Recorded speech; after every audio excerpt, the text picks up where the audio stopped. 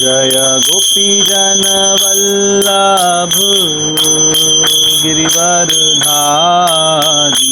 जय गोपी जन वल्लभ गिरिवरधारी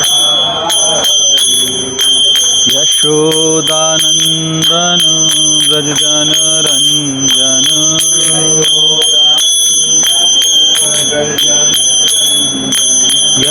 यशोदानंदन ब्रज जन रंजन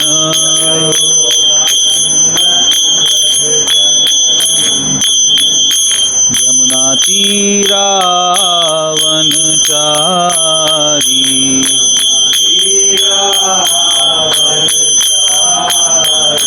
यमुना तीरावनचारी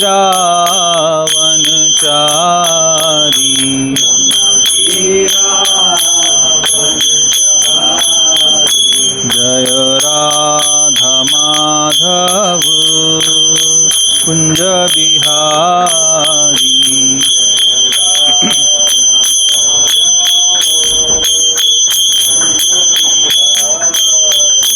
हरे कृष्णा कृष्णा कृष्णा हरे हरे हरे राम राम राम हरे हरे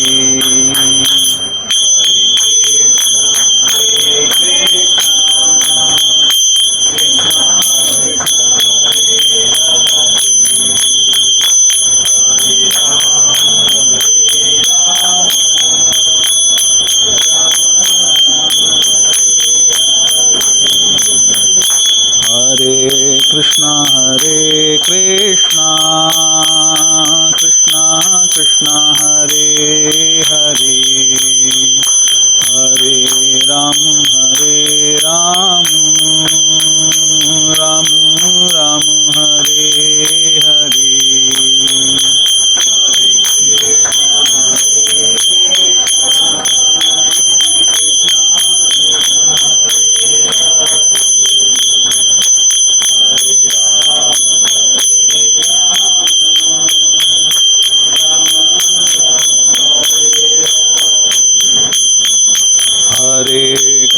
हरे कृष्णा कृष्णा कृष्णा हरे हरे हरे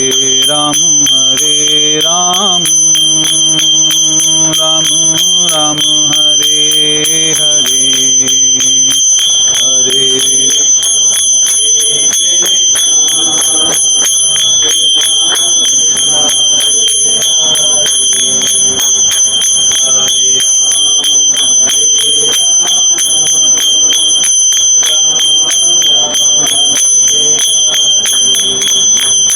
जय राधा दामोदर राधे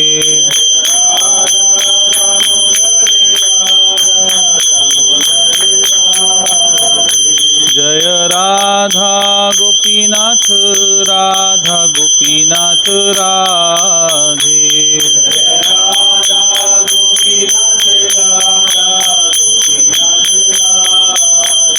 जय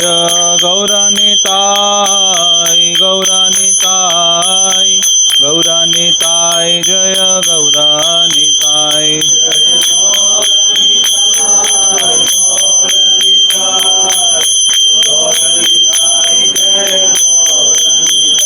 जय जय प्रभुपाद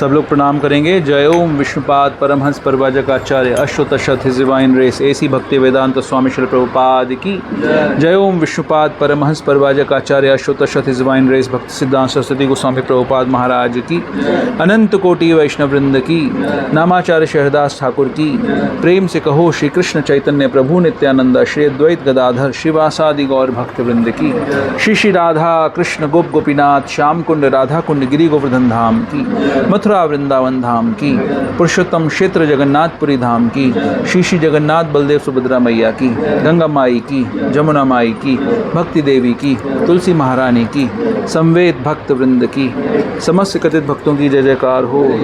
समस्त कथित भक्तों की जय जयकार हो। समस्त कथित भक्तों की जय जयकार हो। श्री श्री गुरु और गौरांग की जय जयकार हो। हरे कृष्णा।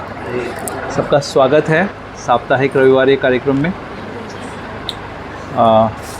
गीता के बहुत इम्पॉर्टेंट चैप्टर में 2 श्लोक आज डिस्कस करेंगे हम लोग। आप लोग गीता निकाल लीजिए।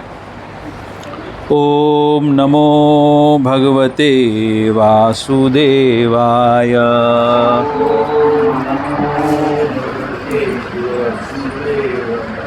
ओम नमो भगवते वासुदेवाय।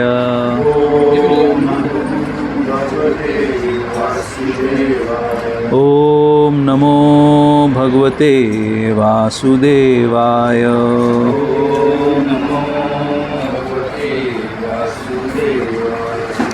तो श्लोक संख्या 3 और 4 अध्याय 15 श्लोक 3 और 4 ये डिस्कस करेंगे। सबसे पहले मैं शब्दार्थ पढ़ूंगा, आप मेरे पीछे दोहरा सकते हैं। नहीं रूपम रूप अस्य इस वृक्ष का इह इस संसार में तथा भी उपलभ्यते अनुभव किया जा सकता है।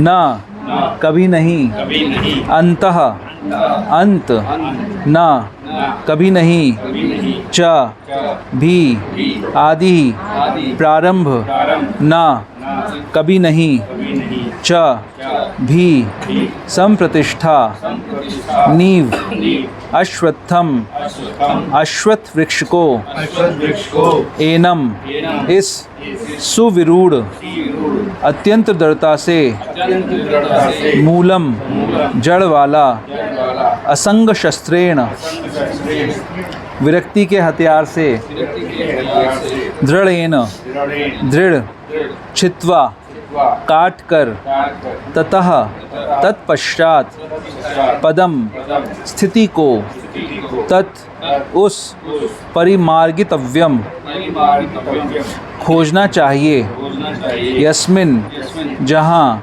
गताह जाकर न कभी नहीं निवर्तन्ति वापस आते हैं भूयः पुनः तम उसको एव ही च भी आद्यम आदि पुरुषम भगवान की प्रपद्ये शरण में जाता हूँ यतः जिससे प्रवृत्ति ही प्रारंभ प्रसृता विस्तीर्ण पुराणी अत्यंत पुरानी। श्लोक पढ़ेंगे, आप लोग दोहरा सकते हैं। न रूपमस्येह ततोपलभ्यते नान्तो च न चार्दिन च संप्रतिष्ठा अश्वत्थमेनं सुविरूढ़मूलम् असंगशस्त्रेण दृढ़ेन छित्त्वा ततः पदं तत्परिमार्गितव्यम् यस्मिन् गता न निवर्तन्ति भूयः तमेव चाद्यं पुरुषं प्रपद्ये यत्तः प्रवृत्तिः प्रसृता पुराणी। अनुवाद एवं तात्पर्य श्रील प्रभुपाद के द्वारा। श्रील प्रभुपाद की जय। इस वृक्ष के वास्तविक स्वरूप का अनुभव इस जगत में नहीं किया जा सकता। कोई भी नहीं समझ सकता कि इसका आदि कहाँ है, अंत कहाँ है या इसका आधार कहाँ है। लेकिन मनुष्य को चाहिए कि इस दृढ़ मूल वाले वृक्ष को विरक्ति के शस्त्र से काट गिराए। तत्पश्चात उसे ऐसे स्थान की खोज करनी चाहिए जहाँ जाकर लौटना ना पड़े और जहाँ उस भगवान की शरण ग्रहण कर ली जाए जिससे अनादिकाल से प्रत्येक वस्तु का सूत्रपात तथा विस्तार होता आया है। तात्पर्य श्रील प्रभुपाद के द्वारा। श्रील प्रभुपाद की जय। अब यह स्पष्ट कह दिया गया है कि इस अश्वत्थ वृक्ष के वास्तविक स्वरूप को इस भौतिक जगत में नहीं समझा जा सकता। चूँकि इसकी जड़ें ऊपर की ओर हैं, अतः वास्तविक वृक्ष का विस्तार विरुद्ध दिशा में होता है। जब वृक्ष के भौतिक विस्तार में कोई फंस जाता है तो उसे ना तो यह पता चल पाता है कि यह कितनी दूरी तक फैला है, ना वह इस वृक्ष के शुभारंभ को ही देख पाता है। फिर भी मनुष्य को कारण की खोज करनी ही होती है। मैं अमुक पिता का पुत्र हूँ जो अमुक का पुत्र है आदि।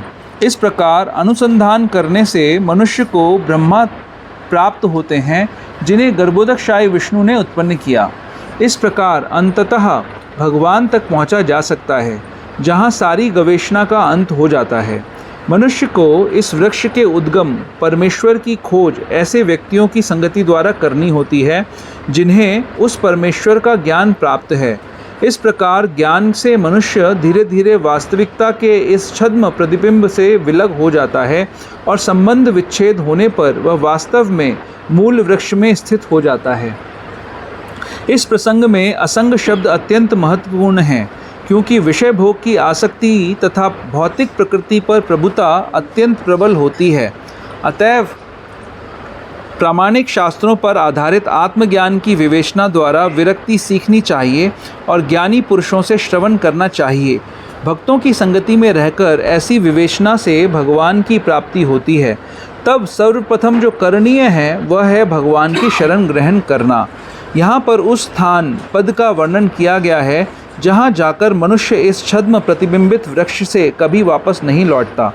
भगवान कृष्ण वह आदि मूल हैं जहाँ से प्रत्येक वस्तु निकली है। उस भगवान का अनुग्रह प्राप्त करने के लिए केवल उसकी शरण ग्रहण करनी चाहिए, जो श्रवण कीर्तन आदि द्वारा भक्ति करने के फलस्वरूप प्राप्त होती है। वे ही भौतिक जगत के विस्तार के कारण हैं। इसकी व्याख्या पहले ही स्वयं भगवान ने की है। अहम सर्वस्य प्रभवा, मैं प्रत्येक वस्तु का उद्गम हूँ। अतएव इस भौतिक जीवन रूपी प्रबल अश्वत्थ के वृक्ष के बंधन से छूटने के लिए कृष्ण की शरण ग्रहण की जानी चाहिए। कृष्ण की शरण ग्रहण करते ही मनुष्य स्वतः इस भौतिक विस्तार से विलग हो जाता है। ओम अज्ञानतिमिरान्धस्य ज्ञानाञ्जनशलाकया चक्षुरुन्मीलितं येन तस्मै श्रीगुरुवे नमः। श्रीचैतन्यमनोभीष्टं स्थापितं येन भूतले स्वयं रूप कदा मह्यं ददाति स्वपदान्तिकं। वन्देऽहं श्रीगुरुः श्रीयुतपदकमलं श्रीगुरुन् वैष्णवांश्च। श्रीरूपं साग्रजातं सहगं रघुनाथान्वितं तं सजीवं साद्वैतं सावधूतं परिजनसहितं कृष्णचैतन्यदेवं श्रीराधा कृष्णपादान् सहगं ललिता श्रीविशाखान्वितांश्च। हे कृष्ण करुणा सिंधु दीनबंधु जगत्पते गोपेश गोपिका कांत राधा कांत नमोस्तुते। तप्त कांचन गौरांगी राधे वृंदावनेश्वरी वृषभानुसुते देवी प्रणमामि हरिप्रिये। वाञ्छाकल्पतरुभ्यश्च कृपा सिन्धुभ्य एव च पतितानां पावनेभ्यो वैष्णवेभ्यो नमो नमः। जय श्री कृष्ण चैतन्य प्रभु नित्यानंद श्री अद्वैत गदाधर शिवासादि गौर भक्तवृंद। हरे कृष्णा कृष्णा कृष्णा हरे हरे, हरे राम राम राम हरे हरे। हरे कृष्णा। हार्दिक स्वागत सबका पुनः साप्ताहिक रविवार कार्यक्रम में। तो आज एक विशेष अवसर ये भी है कि ओजस्वी प्रभु की माता जी का 81वां जन्मदिन 2 जुलाई को था। तो उस उपलक्ष्य में हम सब एकत्रित हुए हैं उनको बधाई देने के लिए, उनका आशीर्वाद लेने के लिए। तो आपको बहुत जन्मदिन की शुभकामनाएं माता जी। एक बार हरे कृष्णा करेंगे माता जी के लिए अभी। हरे कृष्णा कृष्णा कृष्णा हरे हरे, हरे राम राम राम हरे हरे।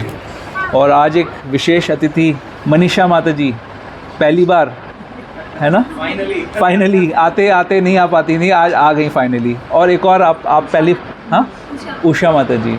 तो इन दोनों के लिए भी ज़ोर से हरे कृष्णा कृष्णा कृष्णा हरे हरे, हरे राम राम राम हरे हरे।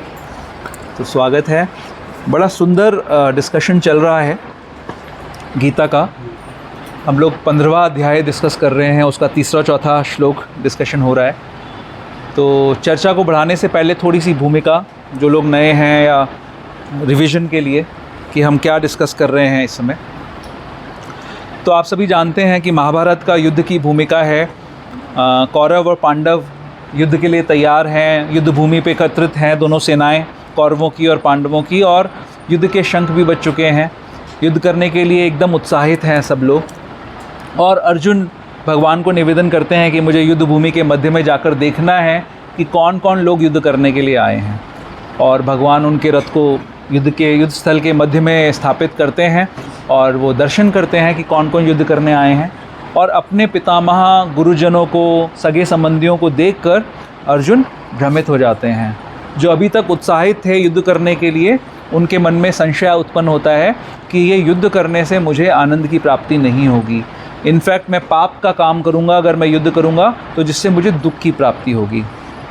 लेकिन भगवान की शरणागति ले लेते हैं, भगवान को निवेदन करते हैं कि शिष्यस्ते हम शादिमाम त्वं प्रपन्नम, कि मैं भगवान आपकी शरण ग्रहण कर रहा हूँ, मैं आपका शिष्य बन रहा हूँ, आप मुझे कृपया करके शिक्षा दीजिए। और ये सारी चर्चा पहले अध्याय में हो रही है गीता के, हम लोग भी 15वां अध्याय डिस्कस कर रहे हैं। तो इसके बाद भगवान तुरंत ही गुरु की भूमिका स्वीकार करते हैं और अर्जुन को बताना शुरू करते हैं, सिखाना शुरू करते हैं। सबसे पहले सांख्य योग बताते हैं, उनको बोलते हैं कि शरीर और आत्मा में क्या फ़र्क होता है। उनको बताते हैं कि हम शरीर नहीं हैं, हम आत्मा हैं। और हमें ये जानना चाहिए, समझना चाहिए कि क्या चीज़ दुख का कारण है, क्या चीज़ दुख का कारण नहीं है। भगवान इन 12-13 कितने चैप्टर्स हो गए, 1 से 15 हम डिस्कस कर रहे हैं ना। तो बीच के जो 14 चैप्टर्स हैं उसमें भगवान बताते हैं, सबसे पहले इस्टेब्लिश करते हैं कि इस संसार में जो कुछ भी है वो भगवान की शक्तियों से आता है। और उसको वो ब्रॉडली 2 कैटेगरीज़ में डिवाइड करते हैं। एक तो बोलते हैं कि ये 5 महाभूत हैं जिससे सारा संसार बना हुआ है, धरती, जल, अग्नि, वायु, आकाश, मन, बुद्धि, और सूक्ष्म तत्व भी हैं, मन, बुद्धि, अहंकार। तो इसको भगवान बोलते हैं ये मेरी बहिरंगा शक्ति है। और एक मेरी उच्च शक्ति है जो कि जीवात्माएं हैं, ये मुझसे अलग हैं ये जीवात्माएं, लेकिन ये मेरी ही शक्ति हैं। और भगवान बताते हैं कि इस संसार का संचालन करने के लिए मेरी प्रकृति के 3 गुण इस संसार को अच्छी तरीके से चलाते हैं। और उनके चंगुल से निकल पाना या उनके शक्ति से निकल पाना किसी के लिए संभव नहीं है, क्योंकि ये मेरी शक्ति है। प्रकृति के 3 गुण भगवान की शक्ति हैं, उससे निकल पाना मुश्किल है। लेकिन अगर कोई व्यक्ति मेरी शरण ग्रहण कर सकता है तो वो इस चंगुल से निकल जाता है। तो चंगुल से निकलने का मतलब क्या है कि उसको इस दुखमय संसार में आना नहीं पड़ता। तो भगवान ये स्थापित करते हैं कि ये संसार दुख का घर है, क्योंकि यहाँ पर बारंबार आवागमन चलता रहता है। जन्म लेना पड़ता है, मृत्यु आती है, और जन्म और मृत्यु के बीच में बुढ़ापा, बीमारियाँ, परेशानियाँ, तकलीफ़ें, ये सब आती हैं। तो ये दुख का घर है, ये संसार रहने लायक योग्य जगह नहीं है, ऐसा भगवान बताते हैं। लेकिन यहाँ से निकलना इतना आसान काम नहीं है। यहाँ से निकलने के लिए क्या करना पड़ेगा? शरण लेनी पड़ेगी। तो भगवान बताते हैं कि कैसे कैसे लोग उनकी शरण लेते हैं, उन लोगों के क्या लक्षण होते हैं, शरण लेने वाला क्या क्या कार्य करता है, किस तरीके से व्यवहार करता है, ये सारी चर्चाएं भगवान बताते हैं। और अल्टीमेटली इस्टेब्लिश करते हैं कि इस संसार से निकल जाना ही अच्छा है, भगवान की भक्ति करके, वो बोलते हैं भगवान मेरी भक्ति करके यहाँ से आप निकल सकते हो।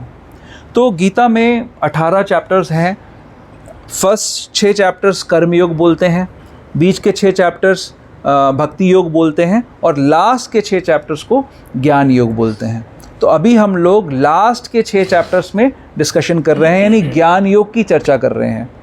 तो भगवान ने 12वें अध्याय में बताया कि इस संसार से अगर निकलना है तो प्रकृति के 3 गुणों के चंगुल से निकलना पड़ेगा, भगवान की प्रकृति के चंगुल से निकलना पड़ेगा। तो वो कैसे निकलेंगे हम, ये चीज़ें ज्ञान योग वाले सेक्शन में बताई गई हैं।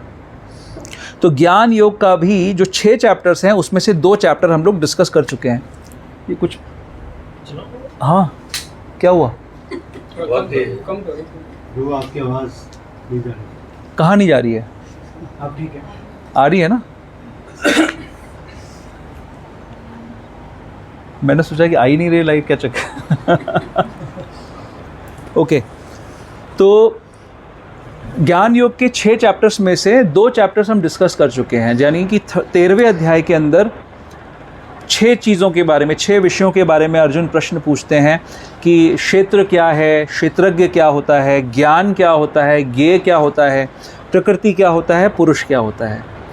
तो भगवान उसकी चर्चा करते हैं। फिर 14वें अध्याय में प्रकृति के 3 गुणों के बारे में अच्छे से बृहद डिस्कशन होता है, समझाते हैं कि प्रकृति के 3 गुण क्या होते हैं, उनके लक्षण क्या होते हैं, वो हमें कैसे बांधते हैं। ये सारी चर्चा करने के बाद अब हम 15वें अध्याय में आते हैं, जो कि गीता का सबसे छोटा चैप्टर है। 20 श्लोक हैं इसमें। और पिछले हफ्ते हमने बड़ी सुंदर चर्चा करी। हमने देखा कि भगवान इस भौतिक जगत को एक अश्वत्थ वृक्ष से कंपेयर कर रहे हैं। वो बता रहे हैं कि ये एक ऐसा वृक्ष है जिसकी जड़ें ऊपर की तरफ हैं और उसका जो ब्रांचेस हैं, उसका जो तना है वो नीचे की तरफ है। और इस वृक्ष का कोई ओर शोर नहीं है, ये समझ में नहीं आता ये कहाँ शुरू होता है, ये कहाँ ख़त्म होता है। तो हमने चर्चा करी कैसे ये वृक्ष संसार के समान है, कैसे 24 तत्वों से ये संसार बना हुआ है, कैसे अलग अलग वृक्ष की शाखाओं पे 14 अलग अलग प्लानिटरी सिस्टम्स हैं, है ना। ये सारी बातें हमने पिछले हफ्ते डिस्कस करी। तो अब भगवान आज के श्लोकों में भी उसी चर्चा को आगे बढ़ा रहे हैं। वो ये बता रहे हैं कि ये वृक्ष उल्टा है, जड़ ऊपर है और सर नीचे है इसका। तो हम इससे सिर्फ इतनी सी बात से ये तो समझ ही सकते हैं कि अगर हमारे पैर ऊपर कर दिए जाएं और सर नीचे करके हमें उल्टा लटका दिया जाए तो ये बहुत ही डिस्कम्फर्टिंग सिचुएशन है, बहुत ही अजीब सी स्थिति है जिसमें हमको आराम नहीं मिल सकता, परेशानी होगी। तो अब भगवान इसके अंदर कुछ विशेष बातें बता रहे हैं। मैं एक बार फिर से इसका अनुवाद पढ़ रहा हूँ। इस वृक्ष के वास्तविक स्वरूप का अनुभव इस जगत में नहीं किया जा सकता। भगवान कह रहे हैं कि समझा नहीं जा सकता कि ये वृक्ष कैसा है। तो श्रीपाद विश्वनाथ चक्रवर्ती ठाकुर बता रहे हैं कि इस संसार के बारे में अलग अलग लोगों के अलग अलग ओपिनियंस हैं, इसलिए इसको समझना बहुत मुश्किल है। कोई व्यक्ति कहता है कि ये संसार जो है ये तो वो है, मतलब धोखा है, माया है, ये है ही नहीं, एग्जिस्ट ही नहीं करता। कोई बोलता है कि ये टेम्पररी है तो सही लेकिन थोड़े समय रहता है। कोई बोलता है कि ये अनित्य है, ये तो हमेशा ही रहता है। तो इस प्रकार अलग अलग फिलॉसफर्स क्योंकि अलग अलग तरीके की परिभाषाएं करते हैं, तो ये समझना मुश्किल है कि ये वृक्ष है कैसा। फिर इसके बाद आगे बोल रहे हैं, कोई भी नहीं समझ सकता कि इसका आदि कहाँ है, अंत कहाँ है और इसका आधार कहाँ है। तो ये संसार रूपी वृक्ष, जैसे हमने बताया कि भौतिक जगत पे चलता है, भौतिक जगत है संसार और भौतिक जगत इच्छाओं पे चलता है। तो क्योंकि हमने अनंत काल में अलग अलग अनेक इच्छाएं करी हैं, इसलिए ये जानना मुश्किल है कि कब हमने पहली इच्छा करी थी और कब हम ऐसे संसार में आ गए थे, कब तक इस संसार में रहेंगे, कब तक इच्छाएं करते रहेंगे, ये जानना बहुत मुश्किल है। तो इसके आगे की बात हम बाद में चर्चा करेंगे। अब थोड़ा हम इसको प्रैक्टिकल समझने का प्रयास करते हैं। यहाँ पर भगवान बोल रहे हैं कि कोई भी नहीं समझ सकता कि इसका आदि कहाँ है, अंत कहाँ है और इसका आधार कहाँ है। तो एक प्रश्न मैं उठा रहा हूँ आपके सामने कि ये जानना ही क्यों है, क्यों जानना है कि आदि कहाँ है, अंत कहाँ है, आधार कहाँ है। लोग तो सुबह उठते हैं, कुछ खाते हैं, कुछ निकालते हैं, त्याग करते हैं, रात तक समय काटते हैं, फिर सो जाते हैं, फिर अगले दिन यही काम चलता रहता है। तो क्यों जानना है ये चीज़, क्या कारण है इसको जानने का? तो अगर हम थोड़ा सा गहराई से विचार करें और अगर हम अपने शास्त्र के आधार पर इसको समझने का प्रयास करें, तो सारे के सारे जीव सत, चित और आनंदमय हैं। हम भगवान के अंश हैं। भगवान की परिभाषा है सच्चिदानंद विग्रह। भगवान सत, चित और आनंद के विग्रह, मैनिफेस्टेशन है, पर्सोनिफिकेशन है। और जीवात्मा उसी भगवान का अंश है, सत, चित और आनंदमय है। चित यानी नॉलेज, सत यानी इटर्निटी और आनंद यानी ब्लिस। इन तीन चीज़ों का के भगवान बने हुए हैं और इन तीन चीज़ों की ही ये जीवात्मा बनी हुई है। तो क्योंकि हम ज्ञान के बने हुए हैं, नॉलेज के बने हुए हैं, इसीलिए हर समय हम नॉलेज ढूंढते रहते हैं। जैसे हमको पता है कि चेतना के 5 स्तर होते हैं। हमने कई बार इस चीज़ को चर्चा भी किया है। जब कोई नया नवजात शिशु जन्म लेता है तो उसकी फर्स्ट रिक्वायरमेंट क्या होती है कि मुझे खाना कहाँ मिलेगा, मेरे भूख को कैसे शांत किया जाएगा। तो उसके हृदय में बैठे हुए परमात्मा उसको बता देते हैं कि माँ के स्तनों में दूध है, उसको जाके कैसे हमको निकाल लेना है। उसको कोई ट्रेनिंग की आवश्यकता नहीं होती है। तुरंत नवजात शिशु को ये ज्ञान मिल जाता है कि कैसे उसको अपना भोजन मिल सकता है। तो इस चेतना को, ये चेतना छोटे छोटे बच्चों की या पशुओं की ये चेतना होती है कि हमको खाना कहाँ मिलेगा। तो जिज्ञासा किस चीज़ की होती है कि हमको खाने की रिक्वायरमेंट कैसे पूरी हो सकती है। इसको कहते हैं अन्नमय स्टेट। जब जीवात्मा थोड़ी सी और प्रोग्रेस करती है, जब बच्चे की क्षुधा शांत हो जाती है, भूख शांत हो जाती है, तो उसको ध्यान आता है कि मेरी रक्षा कैसे होगी, क्या मैं प्रोटेक्टेड हूँ। जैसे ही माँ की गोदी में जाता है प्रोटेक्टेड फील करता है, माँ उसको अलग रख दे तो उसको रोना आता है। तो हर समय चेतना नेक्स्ट लेवल पे फिर काम करने लग जाती है, जिसको कहते हैं प्राणमय स्टेट। पहली स्टेट क्या है? अन्नमय। सेकंड स्टेट क्या है? प्राणमय।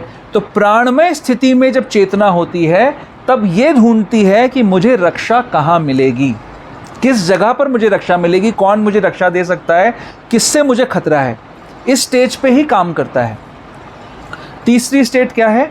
इसके ऊपर जब चेतना डेवलप करती है तो उसको कहते हैं मनोमय स्टेट, यानी मेंटल स्पेकुलेशन, है ना। संसार कैसा है, ऐसा क्यों है, हाँ यहाँ पर ये इस तरीके के लोग क्यों हैं, क्यों ऐसा नहीं है कि जैसा मैं चाहूँ वैसा हो जाए, क्यों ऐसा है कि मेरे को कुछ विपदा आती है, क्यों ऐसा है कि मेरे को सामने दुख आते हैं। ऐसे सब प्रश्न और उसके अपने ही मनगढ़ंत आंसर्स हमारे मन में आते हैं और इन प्रश्नों का हम जवाब ढूंढने की कोशिश करते हैं। कैसे? Through economic development. हम ये सोचते हैं कि अगर हम पैसा कमा लें, रिसोर्सेज कमा लें, तो हमारी हर प्रॉब्लम का समाधान हम कर पाएंगे। आज सारा का सारा संसार किस तरीके से चल रहा है कि अगर हमारी इकोनॉमिक डेवलपमेंट हो जाए तो हमारी प्रॉब्लम सॉल्व हो जाएंगी। आज भारत देश भी ऐसे ही चल रहा है। भारत देश के जो जितने भी लीडर्स हैं वो ये सोच रहे हैं कि कैसे भारत का इकोनॉमिक उत्थान हो सकता है, लेकिन हम लोग ये नहीं देख पा रहे कि जिन लोगों का इकोनॉमिक डेवलपमेंट हो चुका है उन समाजों की क्या स्थिति है। तो प्रभुपाद जी ये समझाते हैं कि प्राय सारा का सारा भौतिक जगत इन 3 चेतना के स्तरों में ही रहता है। कौन से स्तरों में? अन्नमय, प्राणमय और मनोमय। इकोनॉमिक डेवलपमेंट, मेरी रक्षा कैसे होगी और मेरे खाने की पूर्ति कैसे होगी, इसी स्टेजेस पे आदमी जिज्ञासा करता रहता है। मैं आपको रिमाइंड करा रहा हूँ हम क्या डिस्कस कर रहे हैं। ये प्रश्न था मेरा आपसे कि हमें जानना ही क्यों है कि संसार का ओर छोर कहाँ है, इस पेड़ का ओर और छोर कहाँ पर है, हमें क्यों जानना है। तो मैं बता रहा हूँ चेतना के स्तर क्या होते हैं। तो चेतना का स्तर जब इकोनॉमिक डेवलपमेंट पे ही रहता है, उस स्तर तक ही रहता है, तो सिर्फ इन्हीं चीज़ों की चर्चा करता रहता है। तो अब अगर आप सोचें, भगवान ने पिछले श्लोक में बताया कि इस संसार का, इस वृक्ष का कोई अंत ढूंढ पाना मुश्किल है, क्योंकि जीव जब तक मनोमय स्टेज पे रहता है तब तक ये सोचता रहता है कि मैं अपने इकोनॉमिक डेवलपमेंट के थ्रू, अपने प्रयासों के थ्रू अपनी सारी समस्याओं का समाधान कर लूँगा। तो वो क्या करता है? एक समस्या का समाधान ढूंढता है और उस समाधान में वो दूसरी समस्या को क्रिएट कर देता है। एक कार्य करता है, उसके फल को क्रिएट कर देता है, उस फल को जब भोगने का नंबर आता है उसको भोगना शुरू करता है तो एक और फल क्रिएट कर देता है। तो इस प्रकार से नए नए कार्यों को कर कर नए नए फलों को क्रिएट करता रहता है और इस संसार की अलग अलग शाखाओं में ही घूमता रहता है। जैसे कर्म करता है वैसी शाखा में चला जाता है। अच्छे कर्म करता है तो ऊपर की शाखाओं में चला जाता है, बुरे कर्म करता है तो नीचे की शाखाओं में चला जाता है। किसी को याद है शाखाओं का क्या मतलब था? ऊपर की शाखाएं मतलब क्या? हाँ, प्लैनेटरी सिस्टम्स। और एक और भी मतलब था। ऊपर की शाखाएं मतलब क्या? उच्च योनियां। दो चीजें, उच्च लोक और उच्च योनियां। और नीचे की शाखाएं यानी नीचे के लोक और निचली योनियां, भोग योनियां, है ना। तो जीव बार बार जब इस प्रकार से प्रयास करता रहता है, सिर्फ मनोमय स्थिति तक रहता है, तो वो इस संसार का, इस वृक्ष रूपी संसार का अंत नहीं खोज सकता, आदि नहीं खोज सकता। लेकिन चेतना अपने आप आगे बढ़ने का प्रयास करती है। जो सिंसेरिटी है, जिस व्यक्ति के अंदर सिंसेरिटी है, उसके अंदर एक प्रश्न उठता है। अब यहाँ पर एक बहुत अच्छी बात कह रहे हैं प्रभुपाद जी, तात्पर्य में हम पढ़ेंगे। सेकंड पैराग्राफ की अगर आप लोग सेकंड लाइन पढ़ेंगे, अतएव प्रामाणिक शास्त्रों पर आधारित आत्मज्ञान की विवेचना द्वारा विरक्ति सीखनी चाहिए और ज्ञानी पुरुषों से श्रवण करना चाहिए। तो होता क्या है, जीव की स्थिति कैसे होती है कि वो बार बार प्रयास कर रहा है सुख पाने का और टेस्ट कर रहा है, हर चीज़ में उसको कुछ सुख मिल रहा है, थोड़ा थोड़ा सुख मिल रहा है, लेकिन परमानेंट सुख नहीं मिल रहा है। जीव क्या है? परमानेंट है। और उसको सुख कैसा चाहिए? परमानेंट सुख चाहिए। वो परमानेंट सुख ढूंढ रहा है, लेकिन उसका सुख कैसा मिल रहा है? टेम्पररी। जो चीज़ बहुत ज़्यादा ज़रूरत लगती थी, जो चीज़ के लिए हम लालायत थे, वो जब मिल जाती है तो हम उसको देखते हैं, जब स्वाद लेते हैं तो लगता है कि अच्छा, इतना अच्छा स्वाद तो नहीं था, ये ओवर ग्लैमराइज्ड थी ये चीज़, इतना अच्छा मज़ा तो नहीं आया। जैसे किसी को अच्छा पैसा मिल जाए, अच्छी पोजीशन मिल जाए, है ना, अच्छा स्पाउस मिल जाए, बड़ा घर मिल जाए, सब कुछ मिलने के बाद हर बार एक फीलिंग क्या आती है कि इतना बढ़िया तो नहीं था जितना हम सोच रहे थे। तो बार बार ऐसा प्रयास करते करते जीव फिर ढूंढने निकलता है। उसकी स्टेज आती है अथातो ब्रह्म जिज्ञासा, जिसको वेदांत सूत्रों का जो पहला सूत्र है वो है अथातो ब्रह्म जिज्ञासा। वो ब्रह्म की जिज्ञासा शुरू करता है, वो समझना शुरू करता है कि आखिर मैं हूँ कौन। तो उस चेतना की स्थिति आती है जिसको कहते हैं विज्ञानमय। विज्ञानमय मतलब क्या कि ये पहचान करता है कि अच्छा, मेरी उम्र 50 वर्ष की हो गई, लेकिन जब मैं 5 वर्ष का था तो अलग दिखता था, और आज से 20 साल बाद कुछ अलग दिखूंगा, लेकिन ये शरीर तो वैसा सेम है नहीं। मतलब ये शरीर अलग अलग दिख रहा है, लेकिन इसके अंदर मैं जो हूँ वो एक कांस्टेंट हूँ। तो क्या मैं शरीर हूँ? अगर मैं शरीर हूँ तो मैं एक जैसा क्यों नहीं हूँ? तो शरीर तो बदल रहा है, इसके अंदर कुछ ऐसी चीज़ है जो कांस्टेंट है। तो वो समझता है, इस तरह पे पहुंचता है कि मैं शरीर नहीं हूँ, मैं आत्मा हूँ। और उसमें सहायक होते हैं जो उसको, और ब्राह्मण हैं, वैष्णव हैं, जो उसको ज्ञान प्रदान करते हैं, उससे वो समझ पाता है कि मैं शरीर नहीं हूँ, मैं आत्मा हूँ। तो इसको कहते हैं, इस स्टेज को क्या कहते हैं? विज्ञानमय। लेकिन विज्ञानमय स्टेज में भी सिर्फ इतनी जानकारी है कि हम शरीर नहीं हैं, हम आत्मा हैं। लेकिन इस आत्मा का सोर्स क्या है, ये जानकारी नहीं है। तो जब चेतना और डेवलप करती है तब वो स्टेज पे पहुंचती है जिसको कहते हैं आनंदमय। आनंदमय स्टेज में उसको साक्षात्कार होता है कि मैं परम भगवान का अंश हूँ जो कि आनंदमय है, और उस अंश की अगर मैं सेवा करूँगा, उस सेवा में अगर कार्य करूँगा, तो मैं क्या हो जाऊँगा? आनंदमय हो जाऊँगा, आनंद से परिपूर्ण हो जाऊँगा, जिसको मैं ढूंढ रहा हूँ। अब प्रश्न ये आता है, ये चेतना के अलग अलग स्तर हो गए, है ना, लेकिन इस स्तर पर जाने के लिए हमें कौन रोक रहा है? क्या चीज़ रोकती है हमें? Sense gratification. Sense gratification, senses, और इसी श्लोक में इसकी कुंजी है हमारी आसक्तियाँ। आसक्तियाँ ऑब्वियसली सेंस ग्रेटिफिकेशन के लिए होती हैं। जब जीव, जब तक मनोमय स्टेज पे है, तब तक क्या कर रहा है, वो आनंद का प्रयास कर रहा है, बार बार विफल हो रहा है। एक तरीके से आनंद भोगा, विफल हुआ, दूसरे तरीके से भोगा, विफल हुआ, ऐसे अलग अलग तरीके से आनंद भोगने का प्रयास करता रहता है बार बार, और वो फेल होता रहता है, बार बार वो फेल हो रहा है। तो ऐसी स्टेज में क्यों बार बार प्रयास कर रहा है? क्योंकि आनंद में आसक्ति है, सेंस ग्रेटिफिकेशन में आसक्ति है। तो यहाँ पर भगवान एक शब्द यूज़ कर रहे हैं बहुत ज़बरदस्त। तो क्या कह रहे हैं, एक शस्त्र है, शस्त्र यानी वेपन है जिसका यूज़ करना पड़ेगा उस आसक्ति को काटने के लिए। क्या है वो? असंग शस्त्रेण दृढ़ेन छित्वा। भगवान बोल रहे हैं कि इसकी जो जड़ है, इस वृक्ष की जो जड़ है वो कैसी है? सुविरूढ़ मूलम, वो बड़ी स्ट्रॉन्ग जड़ है। वो जड़ है कैसी कि इस संसार को मैं भोगना चाहता हूँ और उस संसार का भोगने की इच्छा ही इसकी जड़ है, और वो बहुत मजबूत जड़ है। बट उसको काटने के लिए एक तलवार यूज़ करनी पड़ेगी, एक शस्त्र यूज़ करना पड़ेगा, और उस शस्त्र का नाम है असंग शस्त्रेण। असंग, असंग का क्या मतलब है? डिटैचमेंट। हमारा प्रॉब्लम है अटैचमेंट, और हमें करना पड़ेगा डिटैचमेंट। डिटैचमेंट को क्या कहते हैं हिंदी में? विरक्ति, वैराग्य। और वैराग्य का क्या मतलब समझते हैं हम लोग? वैराग का मतलब है कि सब कुछ छोड़ देना, बाबा जी बन जाना, कपड़े भी जो धारण करे हैं वो छोड़ देना। कई लोग करते हैं ना ऐसा, साधु कई लोग कपड़े भी त्याग कर देते हैं, अन्न जल भी त्याग कर देते हैं, और फिर उनको बोला जाता है वैरागी। लेकिन हम लोग वैष्णव क्या समझते हैं वैराग का मतलब?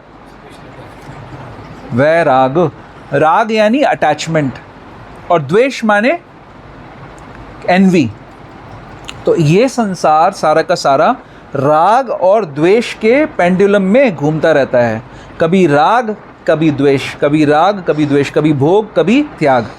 तो राग का मतलब है कुछ कुछ परिस्थितियाँ जो हमारी इंद्रियों को सुख प्रदान करती हैं, उनसे हमें अटैचमेंट हो जाता है, और जो चीज़ें हमारी इंद्रियों को सुख प्रदान नहीं करती हैं उनसे हमें डिटैचमेंट हो जाता है। जैसे अर्जुन जब युद्ध करने आते हैं तो युद्ध की परिस्थिति में वो अटैच्ड हैं। 5 साल के लिए स्वर्ग लोकों में गए दिव्यास्त्र लेने के लिए। भीम भी बड़े उत्साहित हैं युद्ध करने के लिए, लेकिन युधिष्ठिर भी उत्साहित हैं, अब तो सोच रहे हैं कि युद्ध करेंगे अब हम। लेकिन अर्जुन की स्थिति पर्टिकुलरली इस समय हो गई कि अब युद्ध से द्वेष हो गया। अब उन्हें लग रहा है कि नहीं, ये मेरे सेंसेस को अपील नहीं कर रहा, इससे मुझे दुख होगा, तो अब उनकी द्वेष की स्थिति हो गई। तो राग अटैचमेंट है, और वैराग क्या है? बिना राग के। एक मतलब हो सकता है कि बिना राग, कोई राग नहीं होना चाहिए। तो जब राग, अटैचमेंट हम जिसकी बात कर रहे हैं, जब वो संसार की भौतिक चीज़ों से होता है, उसको कहते हैं भौतिक राग, जिससे हमें अपने आप को छुड़ाना है। लेकिन यही राग भगवान से भी हो सकता है, यही अटैचमेंट भगवान से भी हो सकता है। तो वैराग का मतलब है एक विशेष राग जो कि हम भगवान से कर सकते हैं। तो बहुत तरीके के वैराग होते हैं ना, हमने चर्चा करी है पहले इस चीज़ के बारे में।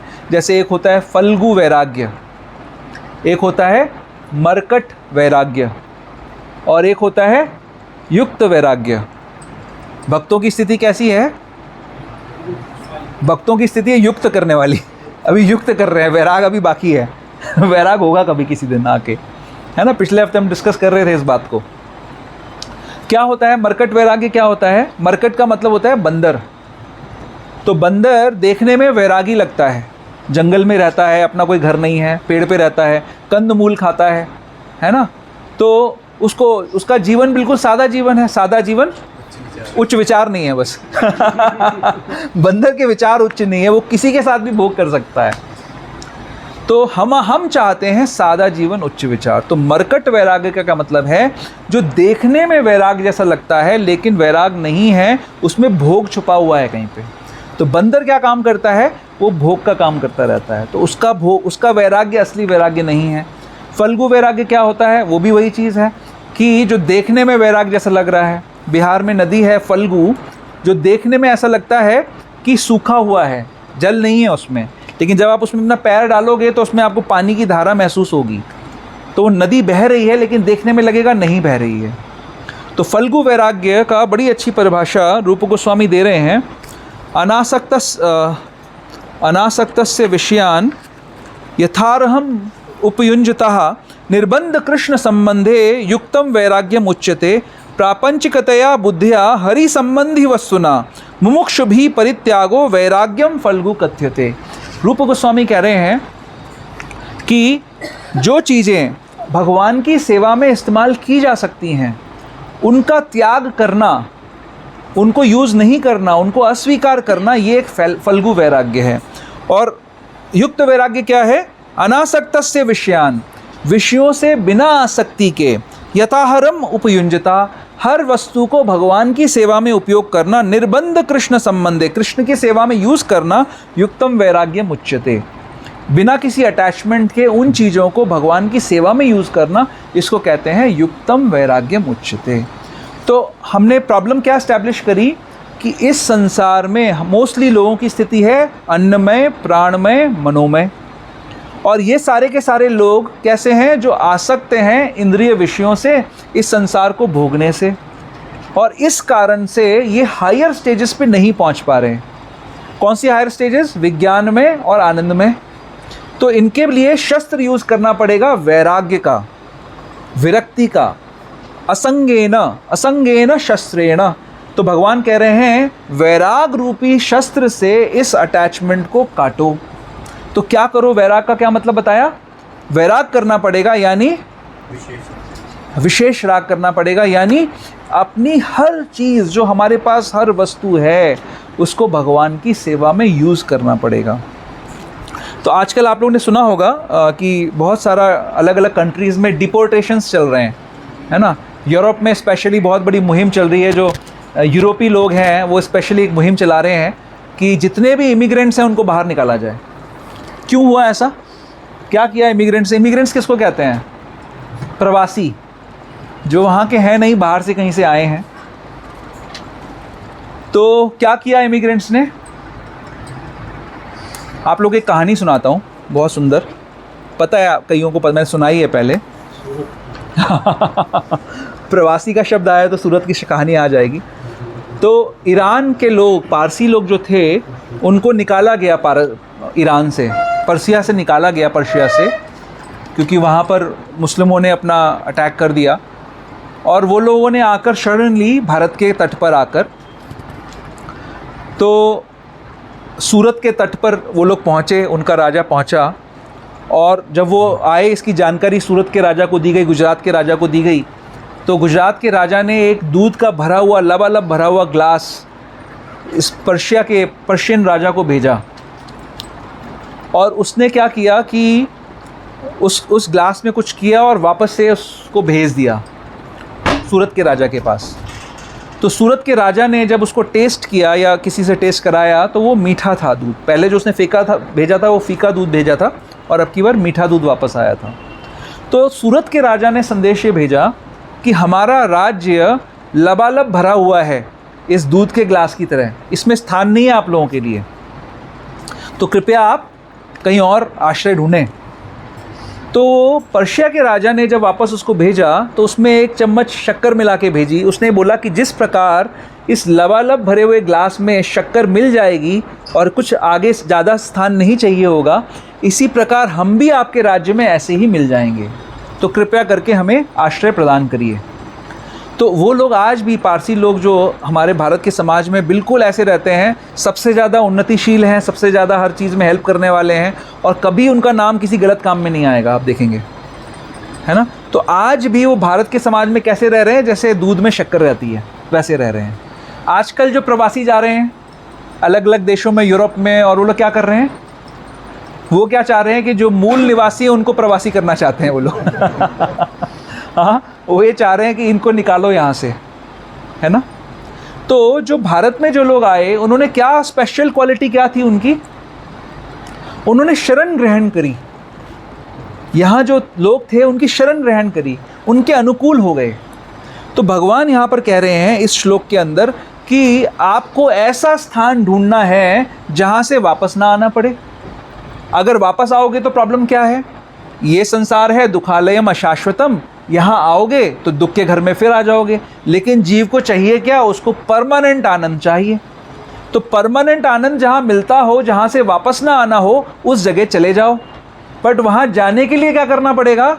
वहाँ जाने के लिए शरणागति की जरूरत पड़ेगी। क्या कह रहे हैं श्लोक के अंदर?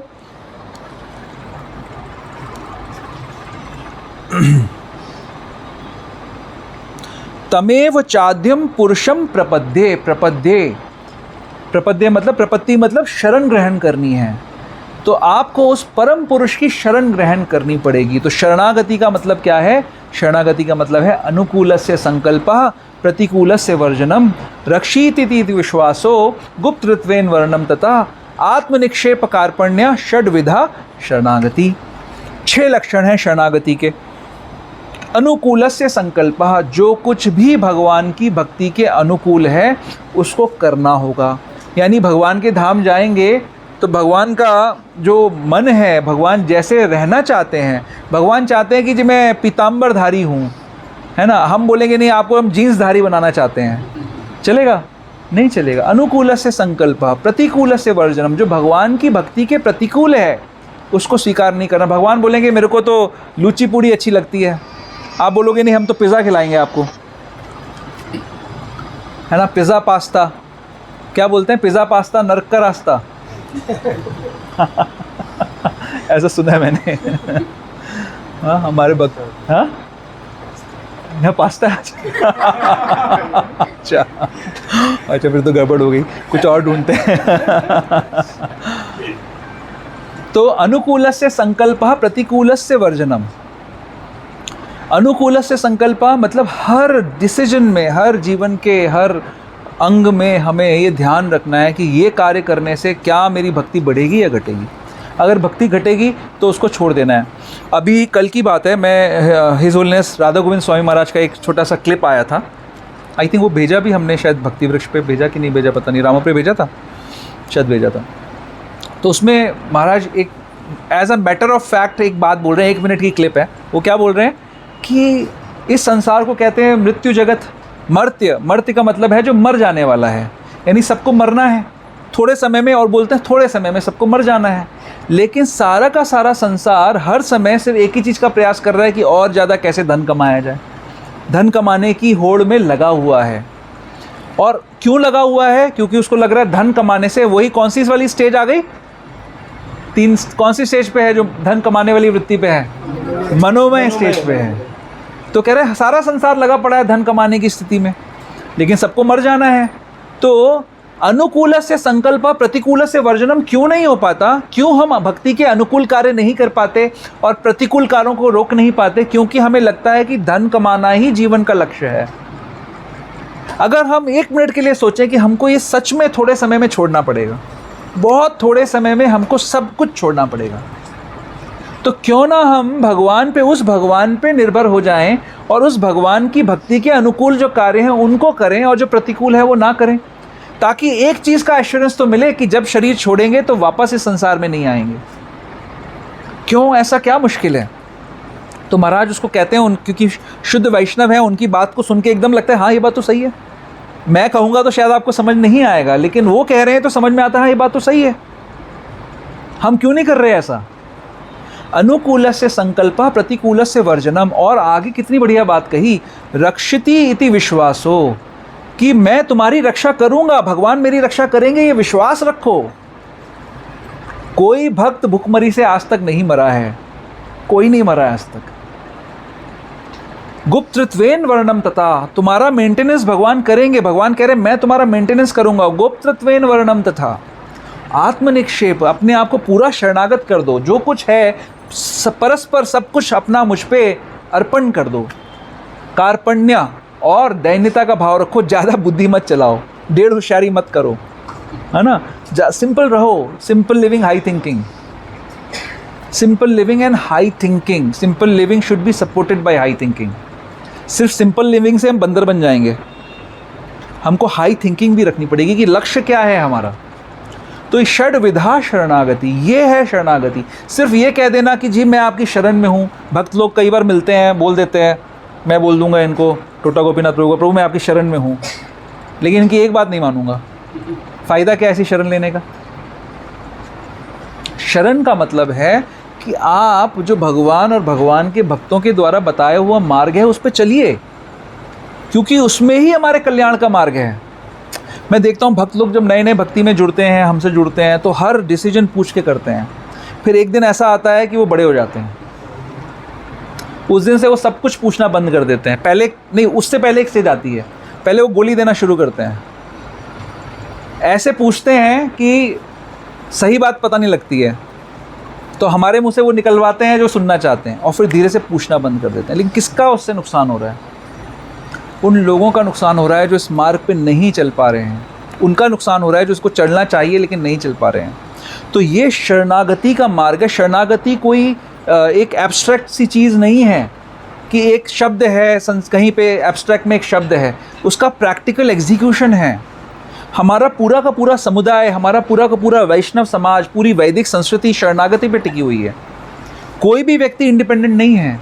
घर में जैसे सबसे घर का जो मुखिया है वो भी इंडिपेंडेंट नहीं है, उसको किसकी शरण लेनी पड़ेगी? गुरु की शरण लेनी पड़ेगी। पति को गुरु की शरण लेनी पड़ेगी, पत्नी को पति की शरण लेनी पड़ेगी, बच्चों को अपने माता पिता की शरण लेनी पड़ेगी, गुरु को गुरु साधु शास्त्र की शरण लेनी पड़ेगी। तो ऐसे हर कोई बंधा हुआ है, कोई भी इंडिपेंडेंट नहीं है। तो ये सुनने में, ये बात को हम जब तक प्रैक्टिकली अपनी लाइफ में इम्प्लीमेंट नहीं करेंगे तब तक हम इस मार्ग पे नहीं पहुंच पाएंगे। अभी एक हमारी गुरु बहन है, लंदन में डॉक्टर हैं, उन्होंने कल एक कुछ भेजा था ना, वो हमने शायद भक्ति वृक्ष पे भी फॉरवर्ड किया है।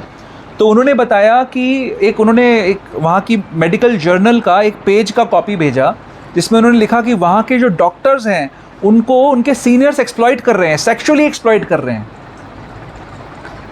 कैसे एक्सप्लॉइट कर पाते हैं? क्योंकि बेचारी उन लड़कियों की मजबूरी है कि उनको ऐसा लगता है कि अगर ये जॉब नहीं होगी हमारे पास तो हमारा जीवन ख़त्म हो जाएगा। तो इसलिए उनकी इस कमज़ोरी का फ़ायदा उठा के कोई एक्सप्लॉइट कर रहा है। तो आजकल का समाज क्या सिखा रहा है कि हम सभी इंडिपेंडेंट हैं, जबकि शरणागति हमारी वैदिक संस्कृति सिखाती है। पहले सिखाती है बच्चों को कि माता पिता के प्रति शरणागत हो, पत्नी को सिखाती है पति के प्रति शरणागत हो, पति को सिखाती है गुरु के प्रति शरणागत हो, गुरु को सिखाती है गुरु के गुरु ऐसे कृष्ण के प्रति शरणागत हो। हर किसी को शरणागति की ट्रेनिंग मिलती है, तब जाकर आप हमेशा शरणागत हो पाते हो। और आज का समाज, आज की शिक्षा क्या सिखा रही है कि अपने बाप का नाम लो, अपने बॉस का नाम लो, अपने टीचर्स का नाम लो, और आप अगर आपको उनकी बात अच्छी नहीं लग रही है तो आप उनसे लड़ जाओ, उनसे डिबेट करो, उनसे बहस करो। ये सिखाती है संस्कृति आज जो चल रहा है। तो कैसी ट्रेनिंग होगी? तो इसीलिए हर तरफ हर कोई व्यक्ति, पत्नी चाहती है कि मैं पति को क्यों शरणागत हूँ, क्योंकि मैं तो कमा सकती हूँ, ये मुझे क्या देते हैं? पैसे ही तो देते हैं, सिर्फ मैं खुद ही कमा लूँगी, तो मुझे शरणागति की क्या ज़रूरत है? बच्चे सोचते हैं कि अरे इन लोग को, ये लोग तो 20 साल पुराने हो गए, अभी 25 साल पुराने, इनको अकल ही क्या है? इनको पता ही नहीं है आजकल टेक्नोलॉजी कहाँ पहुँच गई है, AI का ज़माना है। हाँ, इनको कुछ नहीं पता। हाँ, ये सोच रहे हैं। तो इनसे क्या कौन सुनेगा? हम इनको ज्ञान देंगे। पति सोच रहा है कि अरे भैया मैं सब कुछ जानता हूँ, ये गुरु कुछ नहीं होता। गुरु लोगों का काम होता है कि भाई पैसा लेके हमारा पैसा अपने जेब में रख लेते हैं, मैं देखूंगा, मुझे जो करना है मैं करूँगा, मुझे रोकने वाला कौन है? कोई भी व्यक्ति इंडिपेंडेंट नहीं है। पति भी इंडिपेंडेंट नहीं है, उसको गुरु की शरण में रहना पड़ेगा। जो गुरु बता रहे हैं उसके हिसाब से चलना पड़ेगा, पत्नी को पति के हिसाब से चलना पड़ेगा, बच्चों को माँ बाप के हिसाब से चलना पड़ेगा। ये है संस्कृति। और जब हम इस संस्कृति पे चलते हैं तब हम इस चीज़ के लिए इसके काबिल बन पाते हैं। क्या मार्ग दिया गया है? तमेव चाद्यम पुरुषम प्रपद्ये। हम उस परम पुरुष के शरणागत हो पाते हैं। और उसके लिए क्या करना पड़ेगा? उसके लिए सत्संग में आना पड़ेगा, सुनना पड़ेगा गुरुजनों से।